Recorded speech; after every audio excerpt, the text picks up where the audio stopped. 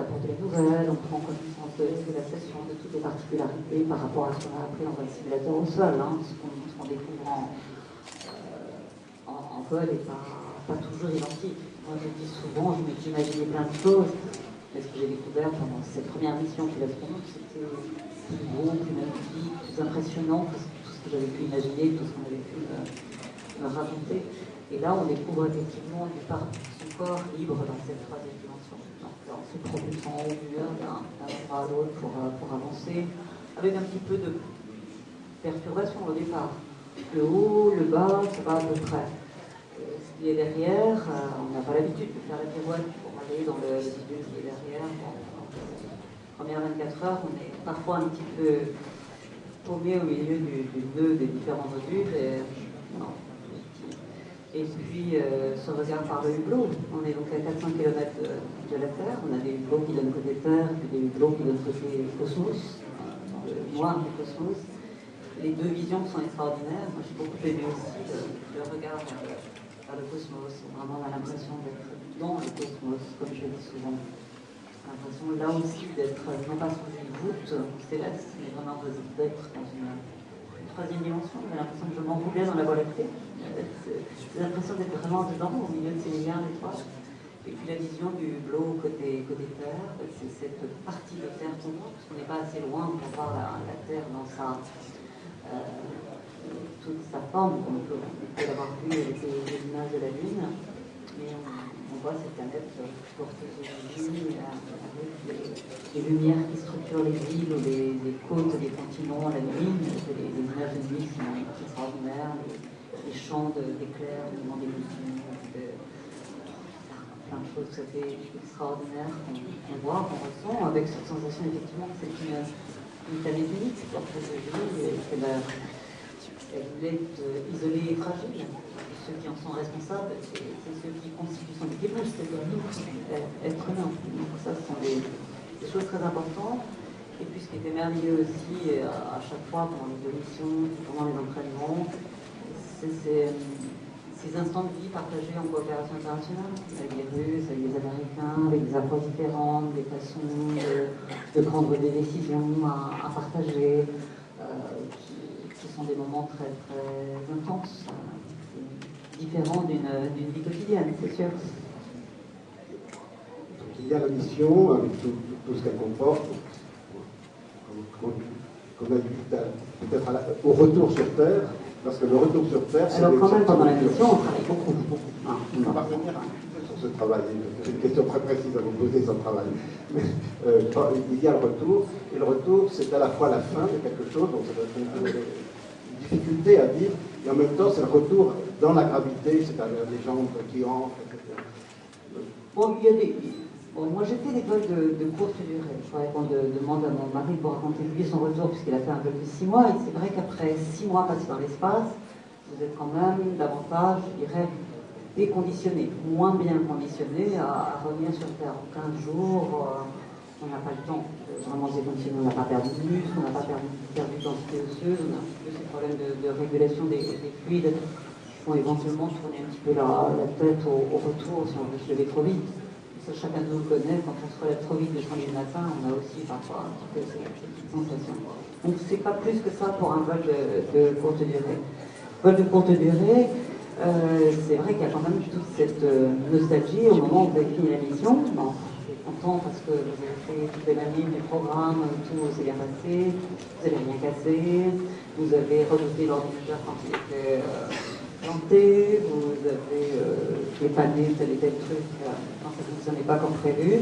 Mais au moment où vous rangez tout dans votre vaisseau Soyouz et que vous refermez les coutures, il y a des amarrages, on s'éloigne de la station, on va faire un peu son freinage pour réduire cette vitesse, parce qu'on est à 28 km/h, vitesse de satellisation autour de la Terre. Je fais un tour de Terre en 90 minutes, ensuite je décolle sur la station, et une impulsion de freinage, donc on commence à rentrer dans l'atmosphère pour le retour sur Terre. Avec la capsule Soyouz, c'est un atterrissage sur Terre, avec un grand parachute.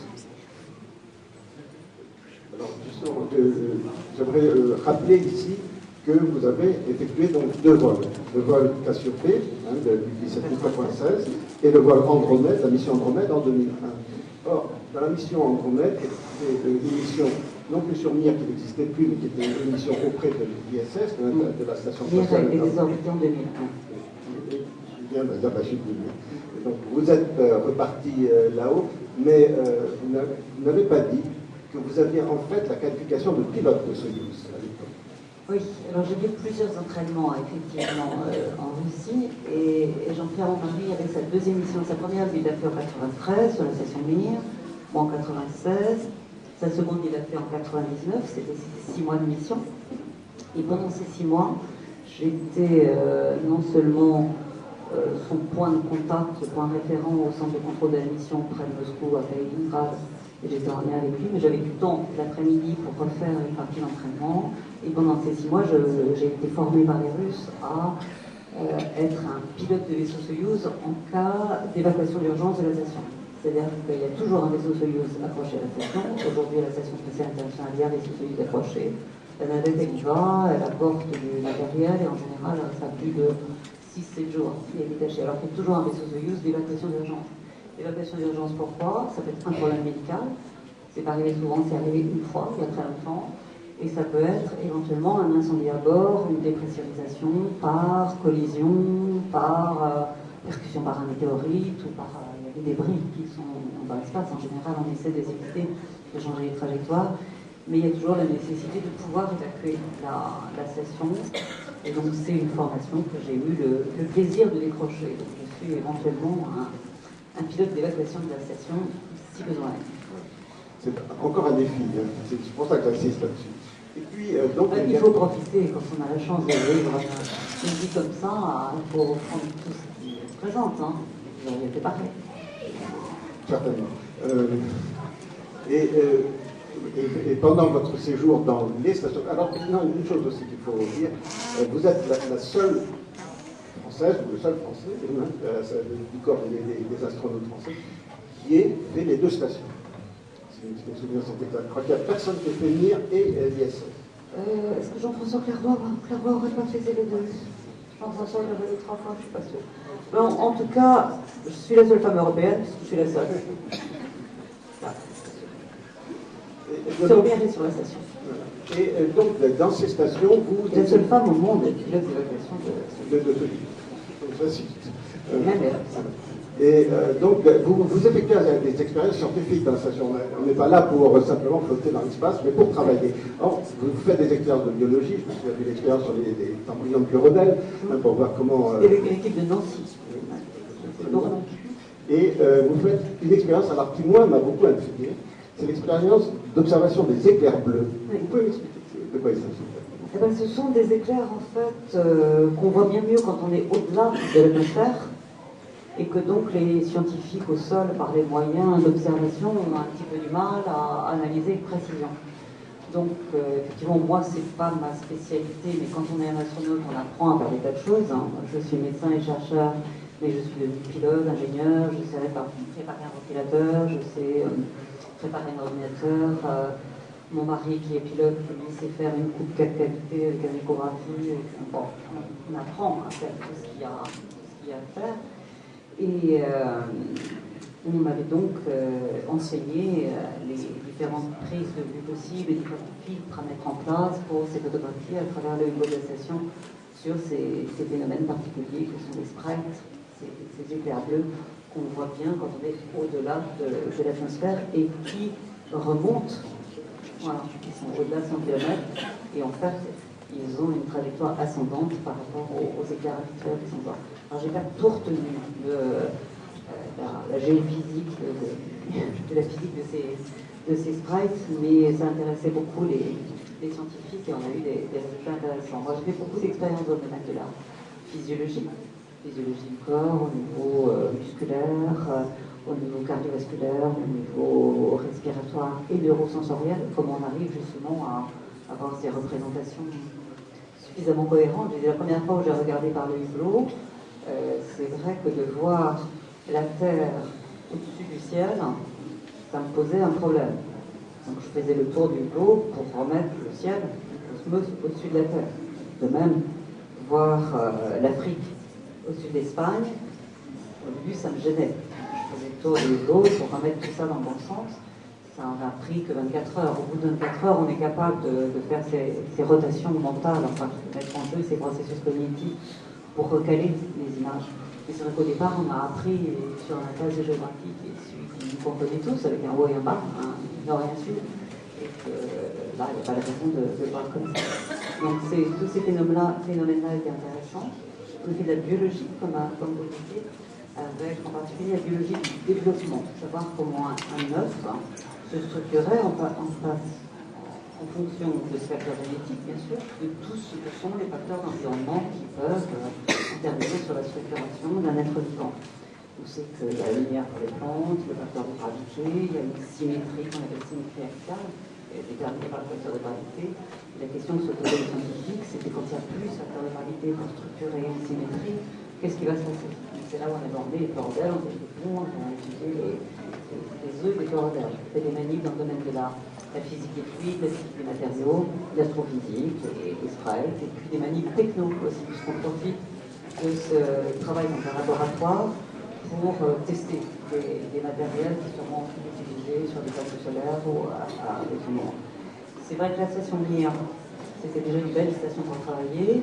La station spatiale internationale, quand j'y suis allée en 2001, c'était encore le niveau supérieur de laboratoire, c'était tout début. Aujourd'hui, on est en 2009, presque à la fin de la mise en place de la Station spatiale internationale, avec des tas de laboratoires scientifiques, dont un laboratoire européen, le laboratoire Columbus, un laboratoire japonais, un laboratoire Thibault, un laboratoire américain, des modules russes. Et aujourd'hui, c'est vraiment un super laboratoire de microgravité pour tester ces hypothèses. S'il n'y avait pas la gravité, comment se serait développé un être vivant? Comment se serait développé un végétal? Comment se fait la combustion quand il n'y a pas de gravité? Comment se fait la sédimentation? Bon, vous avez tous en tête les images du capitaine Haddock avec ses bulles de whisky en microgravité. Quand vous faites ça, l'eau elle ne va pas au fond du verre parce qu'il n'y a pas la force d'attraction. Et donc l'eau se répartit tout autour. Vous ouvrez une bouteille, vous donnez une petite pitchonnette au fond de la bouteille, ça fait une grosse bulle de liquide que vous avez aspiré du bout des lèvres comme ça. Donc il y a plein de phénomènes physiques que l'on découvre, que l'on étudie en microgravité. Et aujourd'hui, la station, j'étais en liaison hier avec le commandant de la station, qui est un Belge, Franck de Wien. Pour la première fois, le commandant de la station spatiale internationale est un Européen. C'est ni un Russe ni un Américain, Franck de Wien, un Belge. Et il faisait visiter le labo, ces structures en orbite. C'est superbe aujourd'hui pour y travailler. Nous aurions encore, je pense, des centaines de questions à vous poser sur ces aventures passionnantes, mais il faut voir que nous avons déjà de Claude Ignoret la vision d'une jeune fille, d'une petite fille, d'une jeune fille surdouée, le médecin qui devient chercheur, passionnant, pilote de Soyouz, expérimentateur dans l'espace, mais ça ne s'arrête pas là. Nouveau défi en 2002, c'est le défi politique. Jean-Pierre Raffarin vous appelle à son gouvernement. Et vous devenez successivement ministre délégué à la recherche et aux nouvelles technologies dans le deuxième gouvernement Raffarin, puis vous allez devenir ministre délégué aux affaires européennes. Donc de 2002 à 2005, vous êtes face à un défi politique. Vous voulez nous en dire deux phrases, deux mots? Oui, vous disiez tout à l'heure que j'étais quelqu'un de déterminé et volontariste. Je crois que ce qui peut me caractériser, c'est que je suis quelqu'un qui a des convictions et qui aime s'engager dans ses convictions. Donc c'est vrai que quand Jean-Pierre Raffarin en 2002 m'a demandé de rejoindre l'équipe gouvernementale, il m'a proposé un poste de ministre de la parité. Je lui ai dit, la parité, c'est pas grand-chose. Mais bon, je ne suis pas quelqu'un qui est féministe à tout craint, décidant de décotage. Je sais qu'il faut être volontariste pour une politique qui laisse sa place à la femme avec tous les mérites, la reconnaissance et les facilitations qu'on peut lui permettre. Enfin, je n'avais pas envie. Je dis, si je peux aider à quelque chose, c'est sur la recherche. J'avais envie, moi, je suis chercheur. Nous redonnons maintenant le contrôle de votre appareil de télévision jusqu'à la prochaine émission de...